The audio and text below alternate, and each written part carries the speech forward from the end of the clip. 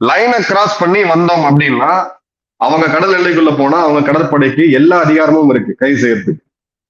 ஆனா பிரதமர் என்ன சொல்றாருன்னா இதை ஹியூமனிடேரியன் ஆங்கிள் மனிதாபிமான ரீதியில அணுகுங்க அப்படின்ட்டு. அப்ப என்ன அர்த்தம் அப்படின்னா இந்தியா பாகிஸ்தான் எல்லையில நான் எல்லையில இருக்கும் போது 2 பாகிஸ்தான் டீனேஜர்ஸ் தவறி எல்லை தண்ணிங்க வந்துட்டாங்க. எனக்கு ஆப்ஷன் இருக்கு சுட்டுக் கொள்றதுக்கு. கண்டிப்பா நாங்க பண்ணல சார். அவங்கள அப்ரிண்ட் பண்ணோம், எடுத்தோம், அவங்களுக்கு தேவையானதெல்லாம் கொடுத்து அடுத்த நாள் நாங்க பிளாக் மீட்டிங் வச்சு திரும்ப கொடுத்தோம்.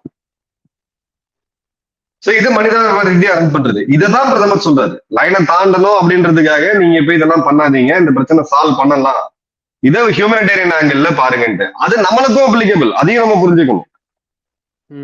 அவங்க மீனவர்களுக்கும் இது அப்ளிகபிள் தான். ஏன்னா அவங்களுக்கும் வாழ்வாரம் அதே கடல் அதே மீன் தான். ஒருத்தரை அழிச்சிட்டு இன்னொருத்தர் வளரக்கூடாது.